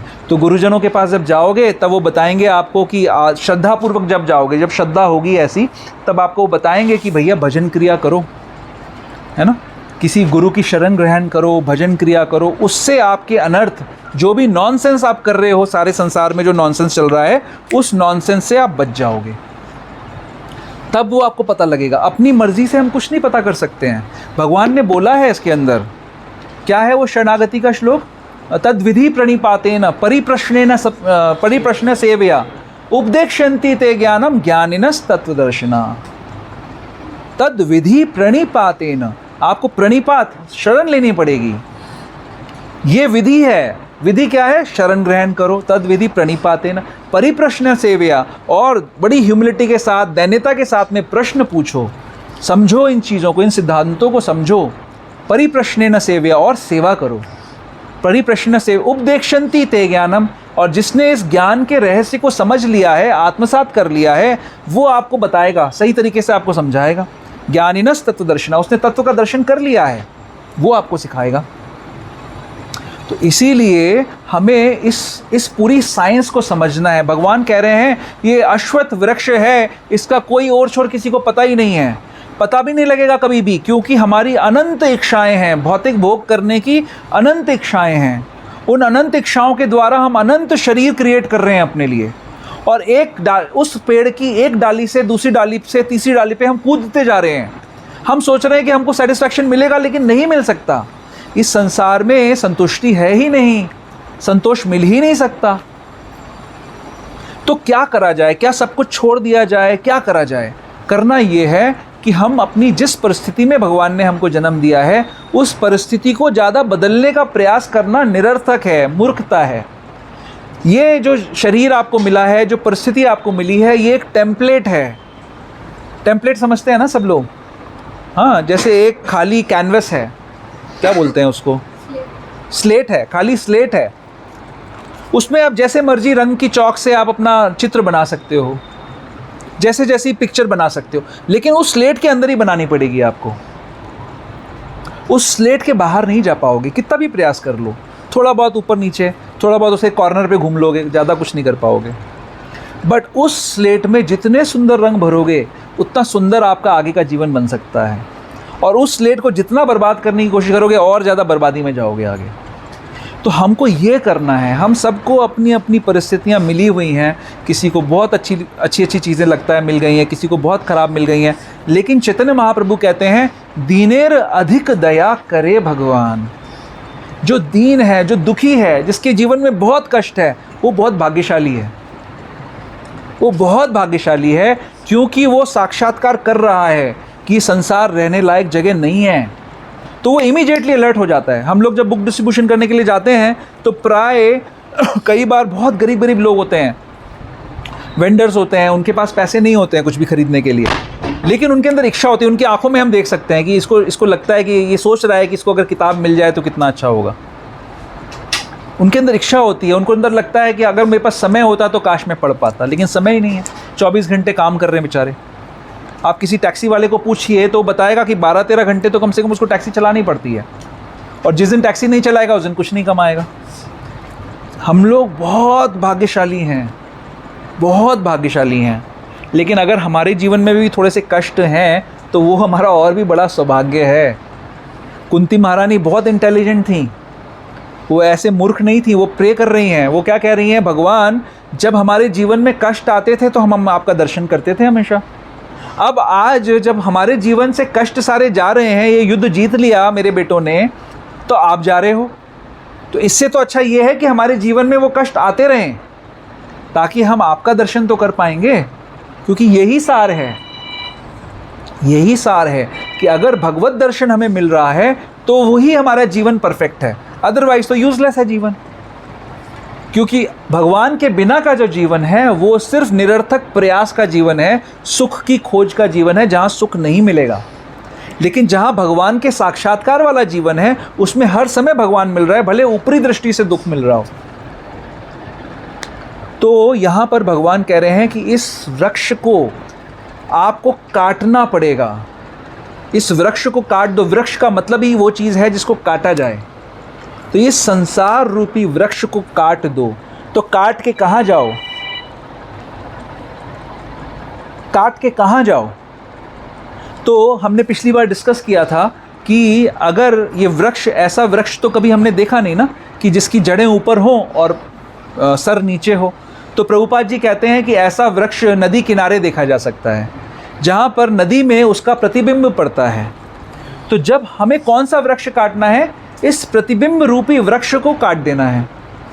लेकिन उसको काट के कहाँ जाना है? जो रियल वृक्ष है उसमें चले जाना है। रियल वृक्ष कैसा है? वो भगवान का श्री चरण है, जहाँ से ये वृक्ष निकल रहा है ना। गर्भोदकशाही विष्णु जब शयन कर रहे हैं, उनके नाभि कमल से ब्रह्मा निकल रहे हैं, और वो ब्रह्मा इसकी सृष्टि कर रहे हैं, जो ब्रह्मलोक में बैठे हुए हैं। तो ब्रह्मलोक ऊपर है, हम यहाँ पर बैठे हुए मृत्युलोक में। तो वहाँ से जो जड़ निकल रही है तो ये उल्टा वृक्ष दिख रहा है, ब्रह्मा जी से शुरू हो रहा है। तो ब्रह्मलोक की भी जो ब्रह्मा जी का भी जो वो है सोर्स है, वो है गर्भोदकशाही विष्णु। तो हमें उस रियल वृक्ष की तरफ चले जाना है, उस रियल वृक्ष के लिए कार्य करना है। यानी क्या करना है? सेवाएं करनी है। अगर हम सेवा करेंगे, उपदेक्षन्ति ते ज्ञानम ज्ञानिनस तत्वदर्शिना, उससे पहले क्या था?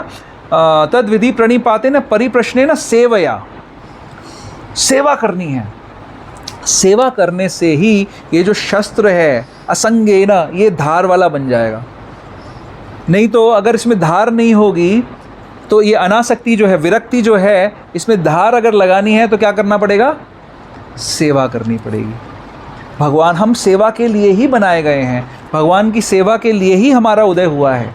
तो इसीलिए हमें सेवा करनी पड़ेगी। बहुत तरीके से सेवा की जा सकती है, सेवाओं की कोई कमी नहीं है। सेवा के लिए हमारे अंदर उत्साह होना चाहिए। हमें हर समय ये सोचना चाहिए, अगर कोई व्यक्ति को सच में लग रहा है कि मैं एक ऐसे वृक्ष पे फंसा हुआ हूँ जहाँ पर मुझे कोई उसका ओर शोर नहीं मिल रहा और यहाँ पर कोई संतुष्टि नहीं मिल रही, तो क्या वो व्यक्ति उत्साहित नहीं होगा उस वृक्ष से नीचे उतरने के लिए, उस वृक्ष को छोड़ने के लिए? अगर हमारे अंदर वृक्ष को छोड़ने का उत्साह नहीं है, इसका मतलब अभी हमें समझ में नहीं आ रहा है। अभी हमें क्या दिख रहा है कि इस वृक्ष के फल बड़े मीठे हैं, इसलिए हम उत्साह नहीं दिखा रहे उस वृक्ष को छोड़ने के लिए। अभी श्रीलंका में गया हुआ था, तो वहाँ की बात है, एक सज्जन मुझे मिले, उनको मैंने बुक्स दी, फिर उनसे चर्चा हुई। तो उन्होंने पूछा आपकी उम्र क्या है, मुझसे पूछा, और फिर बोले कि आप बहुत सही समय पे इस चीज़ पे लग गए। And he was a very highly placed professional, बहुत किसी कंपनी में बहुत ऊंचे ओहदे पे वो काम करने वाले व्यक्ति थे। उनकी आयु होगी 60-65 वर्ष की। बोल रहे थे मेरा अगले साल रिटायरमेंट है, 60-62 की उम्र होगी उनकी। तो बोल रहे थे कि हम ये सब कुछ जो कर रहे हैं, इतना ये सब जो किया हमने, ये सब निरर्थक है, अल्टीमेटली हमें यहीं इसी मार्ग पे आना है। उनका रियलाइजेशन इतना प्रोफाउंड था। हरे कृष्णा, माता जी को प्रसाद दीजिए कुछ। अच्छा, तो उनका रियलाइजेशन इतना प्रोफाउंड था। तो कौन व्यक्ति कह रहा है जिसने 60-62 साल में से कम 30-40 साल अपने लगाए होंगे तरक्की करने में, भौतिक तरक्की करने में, और वो ये कह रहा है कि एक्चुअली ये सब यूज़लेस है, इसका कोई फ़ायदा नहीं है ज़्यादा, नाम, शोहरत, पैसा, इसका ज़्यादा कुछ फ़ायदा नहीं है। और वो मुझे आशीर्वाद दे रहे थे कि आप सही मार्ग पे चल रहे हैं, अच्छा कर रहे हैं, आपको अभी से ये चीज़ मिल गई है तो आप बहुत अच्छा कर रहे हैं। तो हमें सीखना चाहिए दूसरों से। कुछ लोग होते हैं कि जो है अपनी गलतियां करते हैं फिर सीखते हैं, कुछ लोग नालायक होते हैं, वो सीखते ही नहीं हैं, कुछ लोग ऐसे होते हैं जो दूसरों की गलतियों से सीखते हैं। तो हमें ऐसा बनना चाहिए कि जो हमारे चारों तरफ हमारे आचार्यगण, हमारे बड़े बुज़ुर्ग हमें जो शिक्षा दे रहे हैं, हमारी संस्कृति है high simple living, high thinking. मैं खुद ऐसे घर में मेरा जन्म हुआ था जहाँ पर बहुत भगवान की कृपा से भौतिक संपन्नता थी, लेकिन बहुत सादा जीवन जिया जाता था। कोई ऐसा ऊपरी तौर पे दिखावा नहीं किया जाता था किसी भी चीज़ का। तो और सिर्फ हमारा घर ऐसा नहीं था, हमारे पूरे समाज में, सारे शहर में ऐसे ही घर होते थे सारे के सारे, जहाँ पे सब संपन्न हैं, सब संतुष्ट हैं और सब बहुत वैभवशाली हैं, लेकिन ऊपरी तौर पे कुछ ऐसा ड्रामेबाजी नहीं है और अंदर से सब भक्ति कर रहे हैं। तो हमें देखना चाहिए कि हमारे आजकल क्या हो गया, आजकल मकान बन गए होटल के रूम जैसे, है ना, जहाँ पर आपको चलने में भी लगेगा कि भाई दाग ना लग जाए कहीं पे, है ना। होटल के रूम जैसे कमरे बन गए, मैंने देखा कई सारे घर ऐसे हो गए आज की डेट में। तो वो भोग की सामग्री बन गए हैं, गृह नहीं है, वो आश्रम नहीं रह गए हैं, वो भोग की सामग्री बन गए, वो भोग की जगह हैं। लेकिन हमें क्या चाहिए, हमें गृहस्थ आश्रम में, अभी हम सब मोस्टली यहाँ पे सब गृहस्थ आश्रम में ही हैं, सारे गृहस्थ बैठे हुए हैं या गृहस्थ बनने वाले हैं कुछ लोग। तो उन गृहस्थों को अपने गृह को आश्रम बनाना चाहिए जहाँ पर भजन का कार्य हो सके, जहाँ पर इस वृक्ष को काटने का कार्य हो सके। एक एक पल, एक एक क्षण हमें उस चीज़ में लगाना चाहिए। तो ठीक है, यहाँ पर मैं वाणी को विराम देता हूँ। अगर किसी का कोई प्रश्न है, कोई कमेंट है तो प्लीज़ आप बता सकते हैं। अगर नहीं है तो मैं 5 मिनट आगे जो सेवाएं आ रही हैं 2 हफ्तों की, उसकी चर्चा करूँगा। बट किसी का कोई इससे पहले कोई क्वेश्चन, डाउट, कमेंट, कौन कौन इस वृक्ष को पे रहना चाहता है और यहाँ के फल चखना चाहता है, और कौन कौन इसको काटना चाहता है? तो मेरा बस काटने वाले आ रहा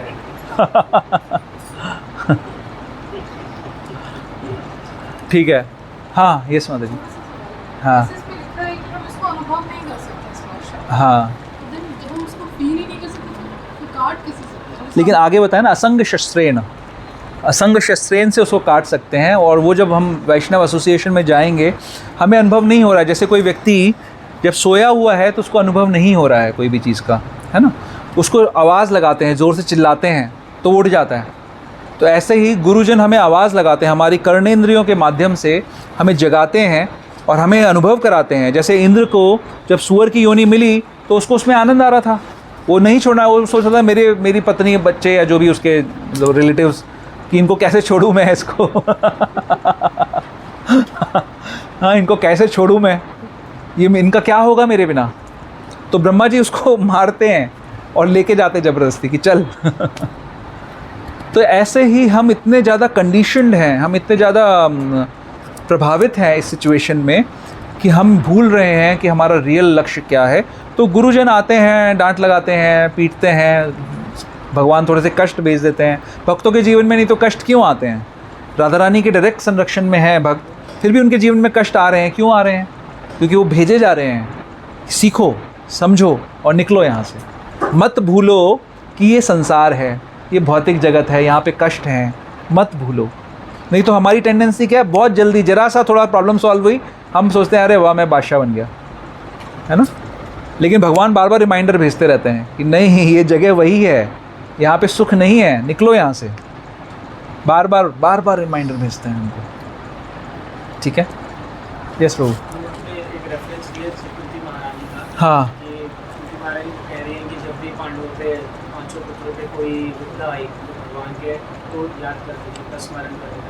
अब अगर कलयुग की बात करें तो हमें ऐसे कई लोग मिलते हैं जिनको पे काफ़ी कोई लाइफ में चैलेंजेस चल रहे हैं, विपदाएँ आई हुई है, फाइनेंशियल, रोटी कपड़ा मकान का फाइट है उनका। लेकिन मैंने अब पर्सनली ऑब्जर्व किया ऐसे लोग फिर भी भगवान से नहीं जुड़ पाते या जुड़ना नहीं चाह रहे। अगर आप उनको कोई भगवत गीता दो या कृष्णा कॉन्शियस में बुलाने की कोशिश करो, उनका ध्यान, उनका अट्रैक्शन नहीं बन पाता। It is very difficult for them to bring it to Krishna consciousness. तो ऐसा क्यों हो रहा है? और दूसरा, अगर हम उनको फाइनली बुलाना चाहें, क्या वो तरीका हो सकता है? हाँ, तो दूसरा क्वेश्चन का आंसर पहले गुरु महाराज जो बताते हैं कि जो लोगों की अभी श्रवण स्थिति नहीं आई है, गुरु महाराज कहते हैं एक स्टेट है जिसको कहते हैं श्रवण स्थिति। जब तक श्रवण स्थिति नहीं आई है तब तक हम किसी को समझा कर उसको भक्त नहीं बना सकते। ऐसे लोगों को प्रसाद और कीर्तन अगर दिया जाए, उनको उसका एक्सपोजर मिले, तभी हम लोग रथ यात्राएँ निकालते हैं। रथ यात्राओं में कई बार लोग ऐसे आते हैं कि वो गाली दे रहे होते हैं कि ये क्या इस्कॉन वाले कर रहे हैं, रथ निकाल रहे हैं, सारा रास्ता ब्लॉक कर दिया, और वो सुनना नहीं चाहते, कान बंद कर लेते हैं। लेकिन आचार्य लोग बोलते हैं कि इट इज़ टू लेट, उनके कानों में कीर्तन जा चुका है और उनके लिए ये जो प्रोसेस है वो शुरू हो चुकी है। तो ऐसे लोगों की कंडीशनिंग बहुत स्ट्रांग है। वो धीरे धीरे, वो भी क्योंकि भगवान तो हर जीव से प्रेम करते हैं, हर जीव को अपने पास बुलाना चाहते हैं, तो उन पे भी कृपा होगी। तो उनको जब प्रसाद मिलता है, कीर्तन मिलता है, तो वो धीरे से आ जाते हैं। तो वो श्रवण स्थिति पे नहीं है वो लोग। Is the best way. तो जहाँ मौका मिले, जब मौका मिले, हमें प्रसाद बांटना चाहिए। जिस समुदाय में हम रहते हैं, ऑफिसेज में, है ना, नेबर्स को, सबको खूब प्रसाद देना चाहिए, कीर्तन करना चाहिए। कीर्तन ये हमारी इंद्रियों को भी संतुष्ट करता है, प्रसाद और कीर्तन, और ट्रांसेंडेंटल इंद्रियों को भी संतुष्ट करता है। Yes please. हम हमेशा कहते हैं कि हमें सभी से डिटैचमेंट करना चाहिए, सभी चीज़ों से। पर जब हम इस आए हैं, हमें जन्म मिला है, तो भगवान ने किसी न किसी पर्पज से भेजा होगा। और ये भी मैंने पढ़ा है, जो कलयुग है इट्स अ कर्मयुग। अगर आप कर्म करोगे तभी आप इससे निकल पाओगे।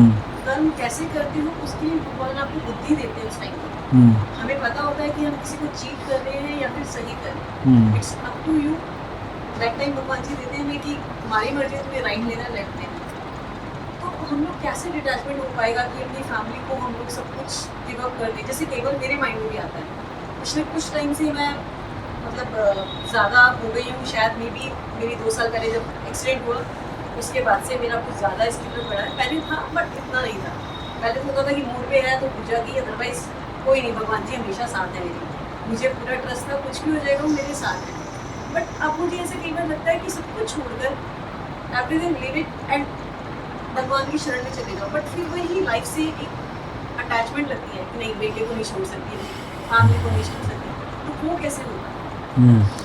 तो पहली बात तो ये है कि हम ये कह ही नहीं रहे हैं कि आपको कुछ छोड़ने की ज़रूरत है। गोपियों का एग्जाम्पल सुना है आपने? मैं जब लोग किताब भी पढ़ती हूँ उसमें गोपियों के बारे में ही पढ़ती हूँ। कौन सी किताब पढ़ रही हैं आप? राधा चिंतवन समथिंग कुछ करके किताब है जिसमें गोपियों की अच्छा। क्वालिटीज को बताया गया है। एक्चुअली आप यहीं रहती हैं, इसी बिल्डिंग में रहती हैं? नहीं, नहीं,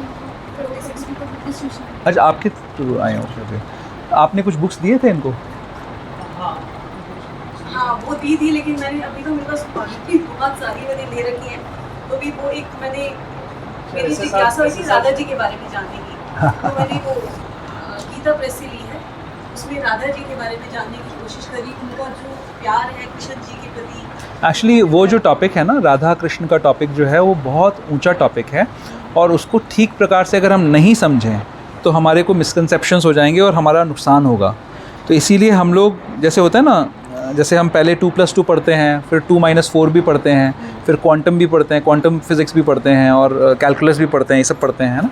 तो जैसे जैसे हमारा स्टेटस बढ़ता जाएगा और अंडरस्टैंडिंग अच्छी होती जाएगी, वैसे वैसे हम हायर टॉपिक्स पढ़ सकते हैं। तो मेरा आपसे निवेदन है कि जो बुक्स आपको प्रभु जी ने दी हैं, शायद साइंस ऑफ सेल्फ रियलाइजेशन दी होगी, उसको आप पहले पढ़िए।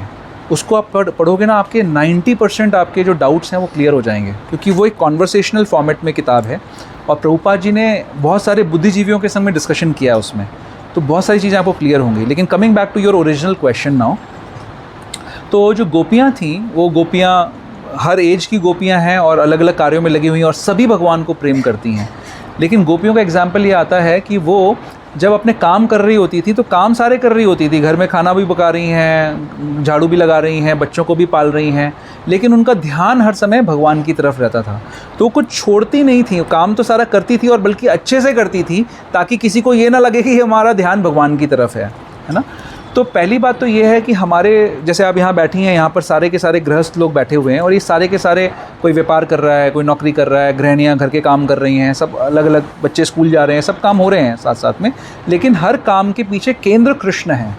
तो सब कोई जो भी काम कर रहे हैं उसको कृष्ण के लिए कर रहे हैं। तो आपने क्या करना है, अगर आप you are a working person, right, तो घर का भी कुछ काम आप करती होंगी, बच्चों को भी देखती होंगी, तो whatever you are doing, the result of that you should engage in the service of Krishna. तो जैसे आप जो पैसा कमा रही हैं उसको कोशिश करिए भगवान की सेवा में थोड़ा लगाएं, है ना। जो घर में भोजन बना रही हैं उसको आप भगवान को ऑफ़र करके फिर उसको पाइए, तो सबका उससे डेवलपमेंट होगा, स्पिरिचुअल डेवलपमेंट। तो आपको छोड़ना कुछ नहीं है, अपने सारे कामों को भगवान की सेवा में डवटेल करना है। जैसे मान लीजिए कि ये घर है, सुंदर घर है, इसको जब बनाया गया तो ये सोच के बनाया गया कि हम भगवान के लिए मंदिर बना रहे हैं, यहाँ पर भगवान रहेंगे और भक्त आएंगे और हम उनकी सेवा करेंगे। तो घर तो इन्होंने भी बनाया, बट क्या सोच के बनाया कि हम भगवान के लिए यूज़ करेंगे। दूसरे लोग भी घर बनाते हैं, वो क्या सोच के बनाते हैं कि ये हम अपने भोग के लिए यूज़ करेंगे, राइट। तो हमें ये चेतना चेंज करनी है कि जो काम हम करें, अब जैसे बच्चे हैं, बच्चों का मैनेजमेंट करना है, बच्चों को पालना है, तो बच्चे किस, आपके बच्चे तो इस जन्म में हैं, है ना, और उससे पहले जन्मों में तो कितने सारे माता पिता रहे होंगे, पर इस जन्म में you are made trustee for those kids. वो बच्चे आपको भगवान ने दिए हैं एज अ ट्रस्टी बना के आपको, तो आपको उनको भगवान के उपलक्ष्य में उनको मेंटेन करना है, ये सोचना है कि ये भगवान ने मुझे दिए हैं, ये मेरी सेवा है, तो इस प्रकार से उनको मैनेज करना है। तो हमारे सारे भक्त इसी तरीके से सोचते हैं या कोशिश करते हैं ऐसे सोचने की, है ना। हमारा अटैच, बल्कि हमारी प्रॉब्लम दूसरी है, हमारी प्रॉब्लम ये कि हम अटैच रहते हैं अपने परिवार के साथ, तो हम वो अटैचमेंट को ख़त्म करना चाहते हैं, काम को ख़त्म नहीं करना चाहते हैं। जो दूसरा रास्ता होता है जहाँ पर लोग सोचते हैं कि हम सब कुछ छोड़ दें, वो क्या होता है, मैं पेंडुलम की बात कर रहा था ना लेक्चर में, वो भोग और त्याग का पेंडुलम है। क्या मतलब है उसका, कि कभी कभी हमारी इच्छा होती है कि हम खूब इन्जॉय करें, तो हम इन्जॉयमेंट वाली तरफ हो जाते हैं। फिर जब इन्जॉयमेंट करते करते मन भर जाता है और हमें लगता है कि इससे हमें सुकून नहीं मिल रहा, तो हम त्याग पे आ जाते हैं, हम खूब त्याग करने लग जाते हैं। फिर त्याग करते करते भी थक जाते हैं, तो फिर से भोग करने लग जाते हैं। तो इस संसार में भोग और त्याग का पेंडुलम चलता रहता है। तो हमें भोग और त्याग नहीं करना। मैंने आपको क्या बताया कि हमें युक्त वैराग्य करना है, यानी we have to use everything in the service of Krishna. तो जो गृहस्थ लोग हैं उनको भगवान क्यों बच्चे प्रदान करते हैं, ताकि उन जीवों को ये मौका मिले कि वो संसार में दोबारा ना आए, ऐसी ट्रेनिंग उनको मिल जाए। तो शास्त्र में एक लेडी हैं, उनका नाम है मदालसा, उनका जिक्र आता है। तो मदालसा ने बड़ा सुंदर प्रण लिया। मदालसा के बच्चे थे तो उन्होंने प्रण लिया कि मैं ये जो बच्चे अब मेरे गर्भ में एक बार आ गए हैं, अब मैं ऐसा प्रयोजन करूँगी कि इनको दोबारा किसी और माँ के गर्भ में ना जाना पड़े। तो हर माँ को ये संकल्प लेना चाहिए कि उसके बच्चों को वो ऐसी ट्रेनिंग दे ताकि वो किसी और माँ के गर्भ में ना जाए कभी भी। तो ये सबसे बड़ी माँ की ड्यूटी है, ये सबसे बड़ी सेवा है। तो हमें उनको ऐसे ट्रेन करना है, उनको सिखाना है ये सिद्धांत, उनको बताना है कि हम शरीर नहीं हैं, हम आत्मा हैं, और हम आत्मा के रूप में भगवान के दास हैं और हमें भगवान की सेवा करनी है। इस प्रकार से जब हम ट्रेनिंग करेंगे उन बच्चों की तो हम भगवान को प्रसन्न कर लेंगे। Does that satisfy you? ठीक है, तो ये बहुत गहन विषय है। आप वो बुक पढ़िए, मैं तो कितना बता पाऊँगा, उसी बुक्स में से पढ़ के बता रहा हूँ सब आपको। तो वो पढ़ेंगी तो आपको सब कुछ मिल जाएगा। हाँ बिल्कुल, और इनका सर खाइए अच्छे से। और यहाँ पर हमारा लेडीज़ का एक संघा है, ये सब बैठी हैं, रेणुका माता जी, रामप्रिया, वो पीछे पारुल माता जी, सरिता माता जी, इन लोग से सबसे बात करिए, नंबर्स ले लीजिए सबके। ये कोई मना नहीं करेगी आपको, सब बताएंगे।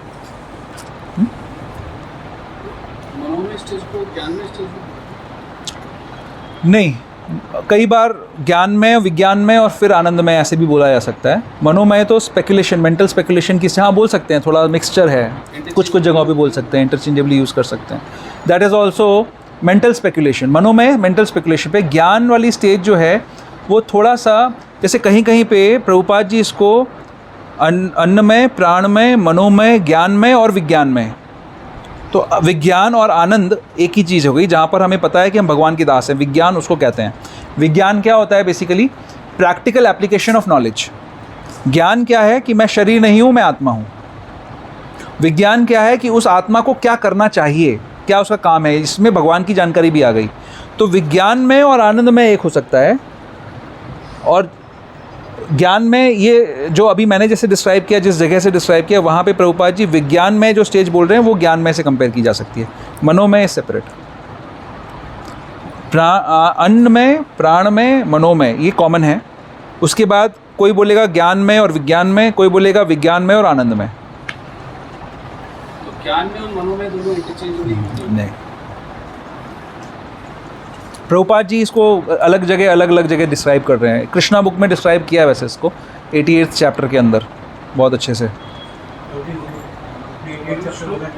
87th चैप्टर, सॉरी, जो वेदों की हाँ स्तुतियाँ। 88 चैप्टर में जो आता है वहाँ पे रेफरेंस जो भी आपने बताया था थोड़ी पहले, हाँ भगवान खुद कह रहे हैं, वहाँ पे आता है कि जो शिव के भक्त हैं और जो विष्णु के भक्त हैं, हाँ जो भगवान शिव के भक्त हैं उन्हें तो बहुत सारी प्रॉस्पेरिटी मिलती है, हाँ, और जो विष्णु के भक्त हैं वो प्रॉस्पर नहीं होते। तो ऐसा क्यों है? तो ये उसका आंसर वहीं पे भगवान खुद ही करते हैं कि जिनको पर मेरी कृपा होती है उनको मैं सब कुछ हर लेता हूँ, हाँ, ताकि वो मेरी तरफ सब भाग जाएंगे प्रभु, ऐसी सब बातें आप रिवील कर रहे हैं आप। हाँ, तो क्या पॉइंट है? तो हर लेता हूँ। हाँ अपने लेक्चर जब एंड किया था, हाँ अपनी यही पॉइंट आता है। मैं वही कह रहा हूँ कि वो चीज़ चैतन्य चरितामृत के अलावा भागवत में भी आती है, भगवान खुद ही कह रहे हैं।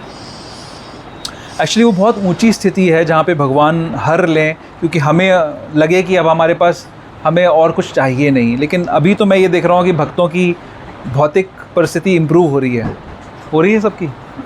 हाँ, क्यों हो रही है? क्यों? क्योंकि चिंतामणि है नाम, और नाम लेते लेते हम सपने देख रहे हैं है ना, लाभ पूजा प्रतिष्ठा के, तो भगवान वो दे रहे हैं। वो कहते हैं ना, कृष्णा यदि छूटे भक्ते भुक्ति मुक्ति दिया, तभो प्रेम धन ना देना, राखे न लुकाइया।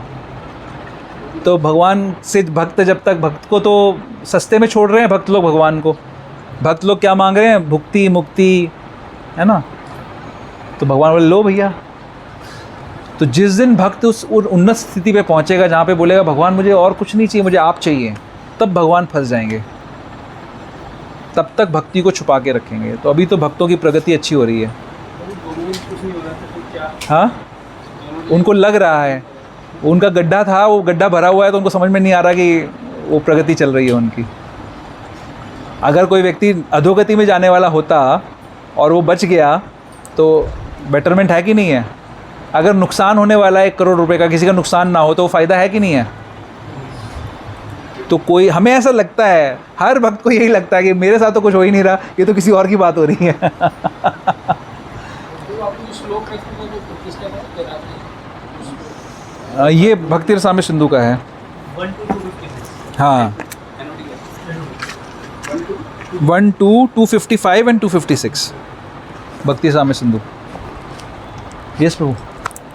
जैसे भगवान है हम्म और वो कहते हैं मेरी भक्ति करो, हम्म मैं अंदर से बोल रहा हूँ कि भगवान मैं आपका हो गया, तो भक्ति करते ठीक है आ जाओ, हम्म ऐसे क्यों नहीं करो?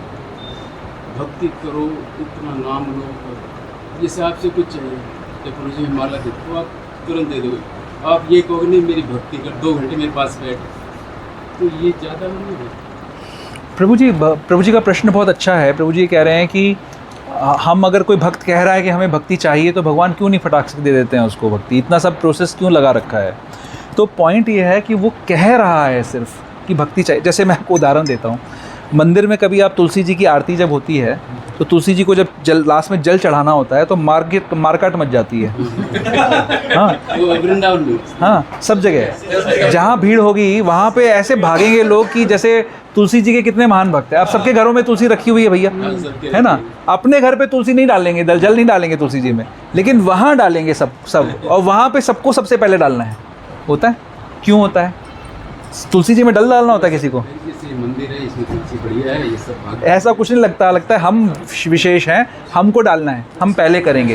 तो ये प्रभु क्या होता है कि जब हम समाज में हैं, एक सोशल प्रेशर में हैं और हम सब बोल रहे हैं भक्ति चाहिए, हाँ हमें भी चाहिए, हम क्यों छोड़ें भाई, हमें भी चाहिए, फ्री में मिल जाए तो। अगर मैं बोलूँ कि गीता फ्री में बट रही है, भागवतम फ्री में बट रही है, 5 लोग आ जाएंगे लेने के लिए। मैं जैसे ही बोलूँगा, अभी कल की बात है, श्रीलंका की बात है, श्रीलंका में मैं एयरपोर्ट पर बुक डिस्ट्रीब्यूशन कर रहा था। एक लड़का था, यंग लड़का था, उसको मैंने बुक दिखाई तो उसको बताया कि इसका पैसा लगता है। तो बोला पैसा लगता है, ज़रूरी है पैसा देना? मैं कहा नहीं ज़रूरी तो नहीं है, आप देना चाहें तो दे सकते हैं, दान कर सकते हैं। तो बोला अगर पैसे नहीं लोगे तो ले लूँगा, पैसों नहीं लोगे तो मैं गीता ले लूँगा, नहीं तो मैं नहीं लूँगा। जबकि भैया फ़्लाइट से जा रहा है, 30,000 रुपये की टिकट लेके जा रहा है बंदा, हाँ 250 रुपये तो दे ही सकता है गीता के लिए, नहीं दिया। तो फ्री में जो चीज़ मिल जाएगी, सस्ती चीज़ जो मिल जाएगी, वो आदमी यूज़ में आए ना आए ले लेता है। लेकिन भगवान ये टेस्ट करना चाहते हैं कि क्या सच में आपको चाहिए, और वो तो हृदय में बैठे हैं, वो आपके अनर्थ भी देख रहे हैं। तो जिस दिन भगवान को ये दिखेगा कि आपके अनर्थ नहीं है, वो आपको तुरंत स्वीकार करेंगे, शुद्ध भक्ति देंगे। लेकिन आपके जैसा अच्छा भक्त होते हुए भी ये सोचता है कि भगवान भक्ति दे नहीं रहे, ये भी होता है, ये भी होता है। ये एक अलग चीज़ है, ये एक अलग भाव है कि एक अच्छा उन्नतशील जो भक्त होता है वो हमेशा ये सोचता रहता है कि मुझे भक्ति नहीं मिल रही और सबको मिल रही है, तब भगवान क्यों प्रयास करा रहे हैं। लेकिन ये भी होता है कि हमारे जैसे लोग जो भक्ति करना नहीं चाहते, दिखावा करना चाहते हैं, वो ऐसे ही ड्रामे में बोलते रहते हैं कि दे दो दे दो दे दो, लेकिन चाहिए नहीं भक्ति। अगर भगवान अभी आ जाए, बोले चलो मेरे साथ, तो ये आपकी स्थिति है, मैं नहीं जा पाऊँगा, क्योंकि हमें याद आएगी पत्नी, बच्चे, माता पिता, घर परिवार, पैसा, धन दौलत। तो जब तक हमारी ये आसक्तियाँ कम नहीं होंगी तब तक भगवान नहीं बुलाएंगे ना, क्योंकि फिर वो प्रवासी अप्रवासी हो जाएगा ना, वो इमिग्रेशन वालों को वापस भेजना पड़ेगा कि ये नालायक आदमी, इसको वापस भेजो। आप या कोई भी अच्छा भक्त जो वहाँ पर अनुकूल से संकल्प प्रतिकूल से वर्जनम के लिए जाना चाहता है, भगवान उसको वहाँ रखेंगे, हमें नहीं रखेंगे अभी इस स्टेज पे। है ना? तो ठीक है, और कुछ, और किसी के कोई क्वेश्चन? हाँ बोलिए। प्रभु जी, अगर भीष्म पितामह का मन भगवान के साथ था तो उन्होंने कौरवों के साथ क्यों लड़ा? कई प्रभु जी का भी अच्छा प्रश्न है। ये कह रहे हैं कि भीष्म पितामह ने क्यों कौरवों का साथ दिया, जबकि वो तो भगवान के भक्त थे, 12 महाजन भी हैं, वो 12 महाजनों में भी आते हैं। तो ये भगवान की लीला में सहयोग करने के लिए, भगवान की जो बहुत बड़े बड़े विशेष कार्य होते हैं ना, वो भगवान अपने भक्तों के माध्यम से ही कराते हैं। तो ये बताने के लिए कि अगर भगवान का भक्त भी गलती करेगा और वो गलत साइड में खड़ा होगा तो भगवान उसका भी वध करेंगे, और भगवान का भक्त भी गलती कर सकता है, इसलिए हमें सावधान रहना चाहिए। इसलिए ये शिक्षा देने के लिए भीष्म पितामह ने ऐसा काम किया। और बहुत सारी उनकी लीलाएं ऐसी हैं। भीष्म पितामह ने जैसे प्रण किया तो कि अगर भगवान अस्त्र नहीं उठाएंगे तो मैं पांडवों का वध कर दूंगा। भगवान ने प्रतिज्ञा करी थी कि मैं अस्त्र नहीं उठाऊंगा युद्ध में, है ना? तो भगवान को ये भी स्थापित करना था कि अपने भक्त की रक्षा के लिए मैं अपनी प्रतिज्ञा भी तोड़ सकता हूँ, प्रतिज्ञा तोड़ने का लांछन भी ले सकता हूँ। तो वो भीष्म पितामह के माध्यम से वो काम पूरा कराया उन्होंने। ये बताया, क्योंकि भगवान कहते हैं ना अर्जुन को कि हे पार्थ सबको डिक्लेयर कर दो, क्या शब्द है वो, न मे भक्त प्रणश्यति, हाँ क्या शब्द है स्टार्टिंग, का नाश नवे भक्त प्रणेशन नहीं इसका स्टार्टिंग, हाँ कौन्तेय अप्रतिजानहि, कितना सुंदर शब्द है, कौन्तेय अप्रतिजानहि न मे भक्त प्रणश्यति। हे कौन्तेय डिक्लेयर कर दो सब जगह कि मेरे भक्त का नाश नहीं होता है, क्योंकि भगवान अपनी प्रतिज्ञा भी तोड़ देते हैं भक्त की रक्षा करने के लिए। तो इस तरीके की जो महान महान लीलाएं होती हैं, जैसे भगवान के जो पार्षद थे जय विजय, उनको उन्होंने भेजा क्योंकि उनको युद्ध करने का मन हो रहा था, तो उनको रावण, कुंभकर्ण, नरसिंह, वो हिरण्याक्ष और हिरण्यकशिपु और शिशुपाल और दंतवक्र बना के भेजा, क्योंकि भगवान का लड़ने का मन था। हर कोई तो लड़ नहीं सकता भगवान से, हम और आप तो नहीं लड़ पाएंगे, भगवान के पार्षद लड़ पाते हैं भगवान से। तो ऐसे जब मेन कुछ काम करने होते हैं तो भगवान के भक्त ही आते हैं उन कार्यों को करने के लिए। समझ में आया? पक्का?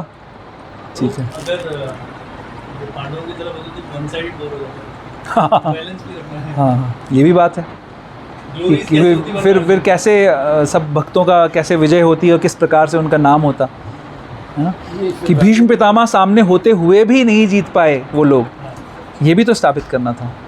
लेकिन राजा ने तो पहले धृतराष्ट्र थे गौरवों की तरफ से, हाँ हाँ, इसलिए भी शायद नहीं वो तो एक भौतिक कारण है। इनका ये कहना है कि वो तो एक कारण है कि भाई भीष्म पितामह ने ये सोचा कि मुझे मेंटेन कर रहे हैं धृतराष्ट्र, और मैं कैसे इनकी तरफ से लड़ूं, मैंने प्रतिज्ञा करी है, मैं इसको कैसे तोड़ दूं।